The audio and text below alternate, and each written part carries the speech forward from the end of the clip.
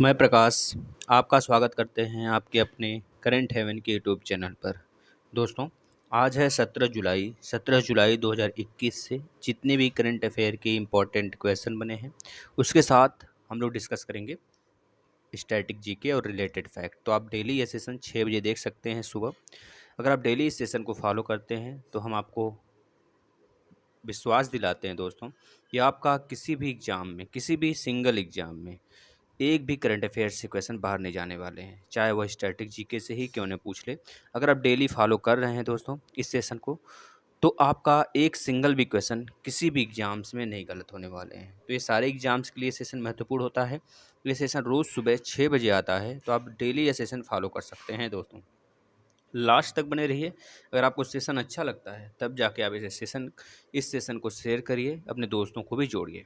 चलिए, पहला क्वेश्चन क्या बना है। हाल ही में मुंबई हवाई अड्डा के प्रबंधन का कार्यभार किस कंपनी ने संभाला है। तो इसका राइट आंसर दोस्तों आप बता देंगे किसने संभाला है, तो बता देंगे अदानी समूह ने संभाला हुआ है। मुंबई हवाई अड्डे का जो कार्यभार है ये किस कंपनी ने संभाला है, तो बताएंगे अदानी समूह ने संभाला है।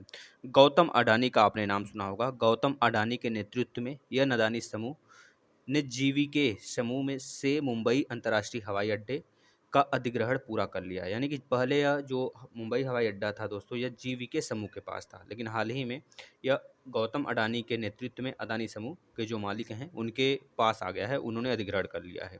इस अधिग्रहण के साथ अदानी समूह भारत में एयरपोर्ट इंफ्रास्ट्रक्चर कंपनियों के मामले में शीर्ष कंपनी बन गया है दोस्तों, याद रखेंगे। शीर्ष कंपनी के मामले में, इंफ्रास्ट्रक्चर एयरपोर्ट के मामले में शीर्ष कंपनी अडानी समूह है, याद रखेंगे। मुंबई अंतर्राष्ट्रीय हवाई अड्डे का संचालन अदानी एयरपोर्ट होल्डिंग्स द्वारा किया जाएगा, जो अदानी इंटरप्राइजेज की पूर्ण स्वामित्व वाली सहायक कंपनी है।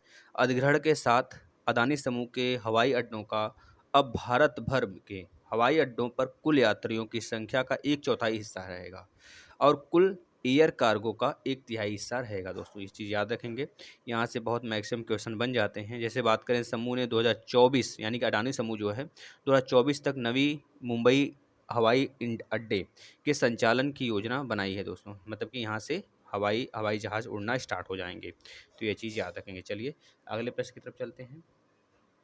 हाल ही में कौशल भारत मिशन की कौन सी वर्षगांठ को पीएम मोदी का संबोधन मिला है, तो बता देंगे दोस्तों ये कौन से नंबर का वर्षगांठ था जो अभी हाल ही में 15 जुलाई 2021 को प्रधानमंत्री नरेंद्र मोदी जी ने इसका संबोधन किया है। तो छठे नंबर का था, आप इसे याद रखेंगे, जो कि बहुत एग्जाम में पूछा जा सकता है आपसे, क्योंकि इसका संबोधन हमारे पीएम ने किया है।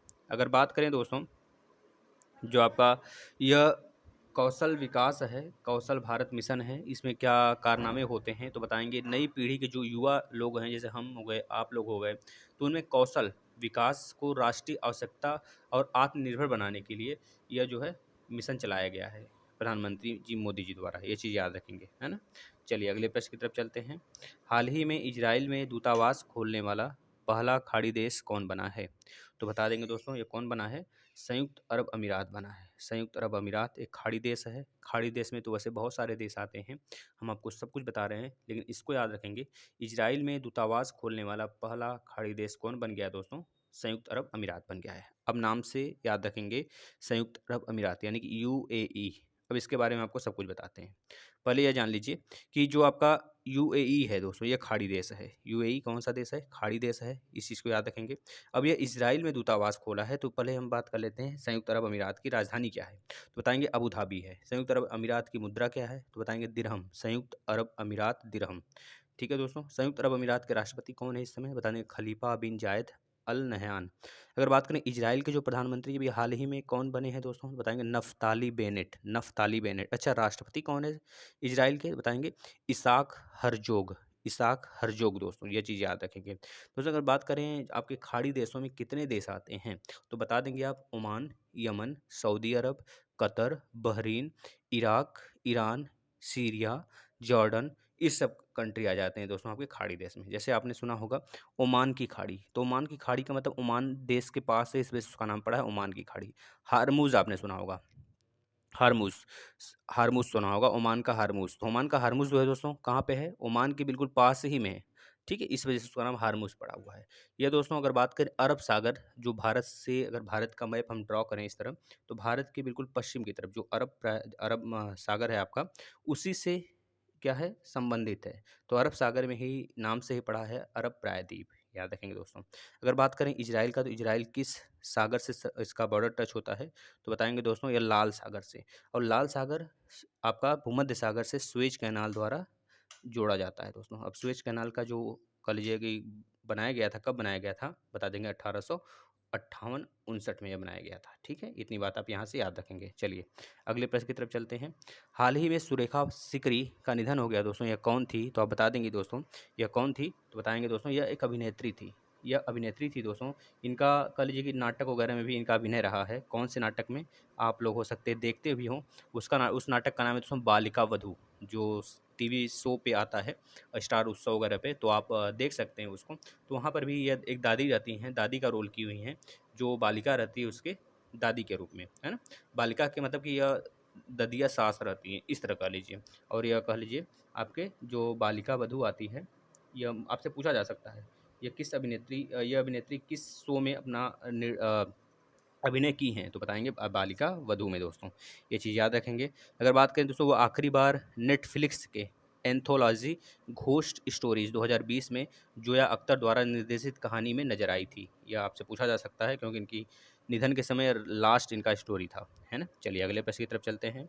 हाल ही में किस देश ने शुरू किया दुनिया के पहले वाणिज्यिक छोटे मॉड्यूलर रिएक्टर का निर्माण, किस देश ने शुरू किया है दोस्तों, तो बताएंगे ऐसा कारनामा करने वाला कोई और नहीं, हमारा पड़ोसी चीन है। तो उसमें याद रखेंगे चीन के बारे में बहुत कुछ हम आपको बताने वाले हैं, लेकिन पहले हम जान लेते हैं इस रिएक्टर के विषय में। दोस्तों यह रिएक्टर बहुउद्देशीय 125 मेगावाट एसएमआर एक दबाव युक्त जल रिएक्टर है, जिसे बिजली उत्पादन, शहरी तापन, शहरी शीतलन, औद्योगिक भाप उत्पादन या समुद्री जल के विलवणीकरण के लिए डिज़ाइन किया गया है। मतलब कि ये सारी चीज़ें रोका जा सकता है किसके द्वारा, तो बताएंगे दोस्तों वाणिज्य छोटे मॉड्यूलर रिएक्टर के द्वारा, यह चीज़ जो कि चीन द्वारा बनाया गया है। दोस्तों अभी हाल ही में आपको पता होगा कि डिज़ाइन किया गया था, जिसमें कि 57 ईंधन असेंबली और इंटीग्रल स्टीम जनरेटर हैं।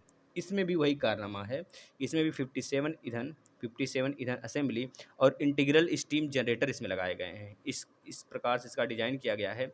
इसमें 57 ईंधन असेंबली लगे हैं और इंटीग्रल स्टीम जनरेटर लगा हुआ है दोस्तों। समझ रहे हैं, इंटीग्रल स्टीम मतलब कि भाप को, जो पानी है उसको डायरेक्ट भाप में कन्वर्ट करेगा। यह चीज़ याद रखेंगे दोस्तों, है ना। अगर बात करें चीन की राजधानी बीजिंग है और चीन की मुद्रा रेनबिंबी है और चीन के राष्ट्रपति सी जिनपिंग है। यह तो जनरल सी बात होगी। अगर बात करें पूरे विश्व में सबसे ज़्यादा जो बॉर्डर शेयर करने वाला देश है दोस्तों कौन सा है, तो बताएंगे 13 देशों से बॉर्डर शेयर होता है चीन का। लेकिन अगर बात करें सबसे बड़ा बॉर्डर किस देश का है, तो बताएंगे कनाडा का है दोस्तों। पूरे विश्व में सबसे बड़ा बॉर्डर कनाडा, और लेकिन सबसे ज़्यादा देशों से बॉर्डर शेयर करने वाला कौन सा देश है, तो चाइना है।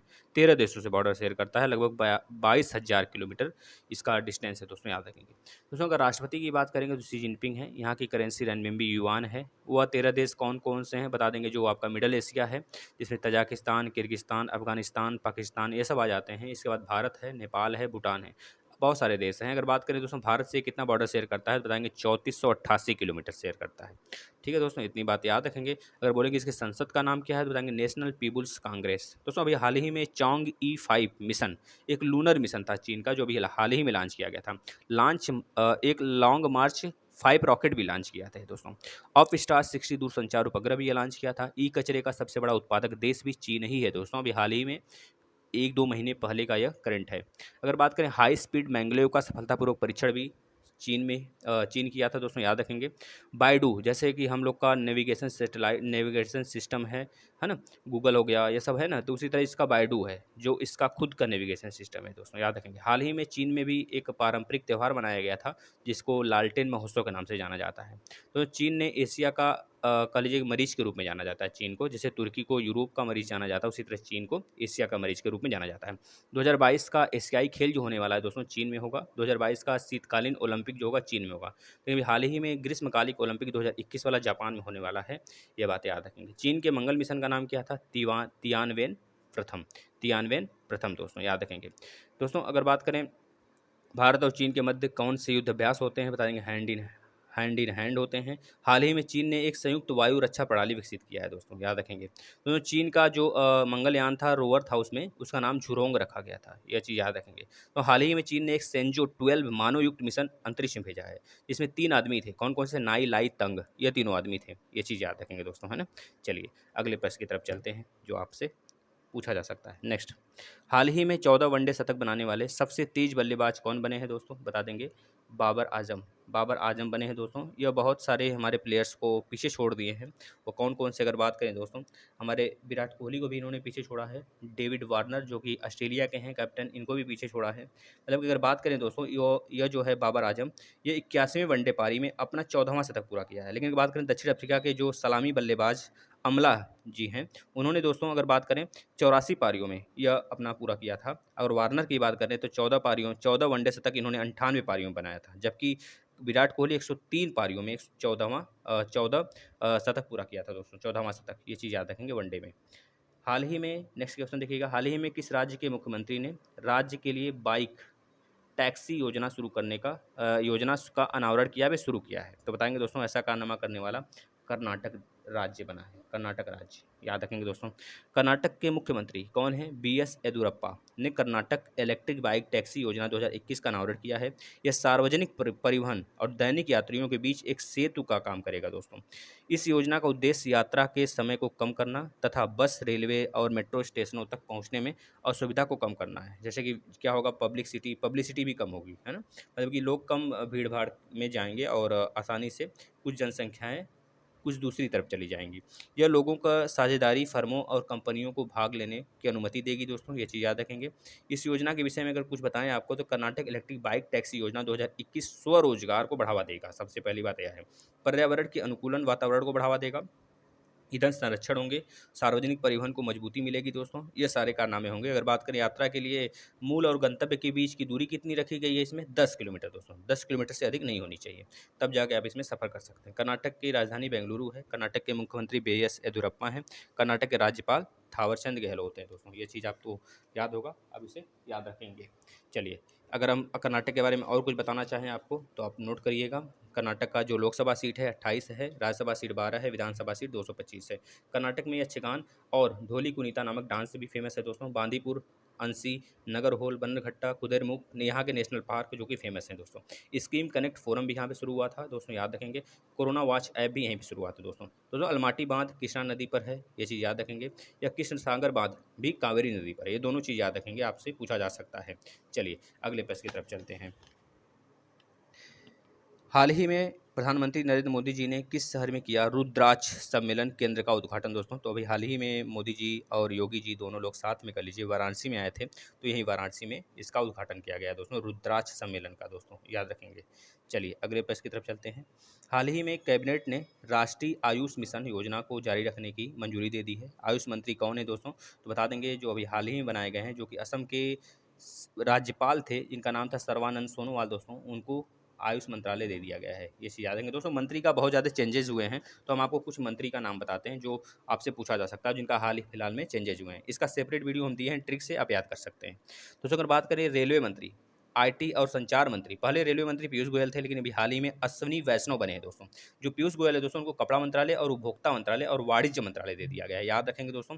अगर बात करें पेट्रोलियम मंत्रालय भी चेंज हुआ है दोस्तों। पेट्रोलियम मंत्रालय पहले किसके पास था दोस्तों? बता देंगे, धर्मेंद्र प्रधान जी के पास था, लेकिन अब हाल ही में हरदीप सिंह पुरी जी के पास है, याद रखेंगे। और धर्मेंद्र प्रधान जी के पास शिक्षा मंत्री आ गया, जो कि पहले रमेश पोखरियाल जी के पास था दोस्तों। अभी हाल में शिक्षा मंत्रालय किसके पास है? धर्मेंद्र प्रधान जी के पास है, याद रखेंगे दोस्तों। अभी हमने आपको बताया आयुष मंत्रालय सर्बानंद सोनोवाल जी के पास है, जैसे कि जहाज रानी हो गया, बंदरगाह हो गया, जलमार्ग हो गया, सब किसके पास है? सर्बानंद सोनोवाल के पास है। ऊर्जा मंत्रालय RK सिंह के पास है। कानून मंत्रालय किरण रिजिजू के पास है।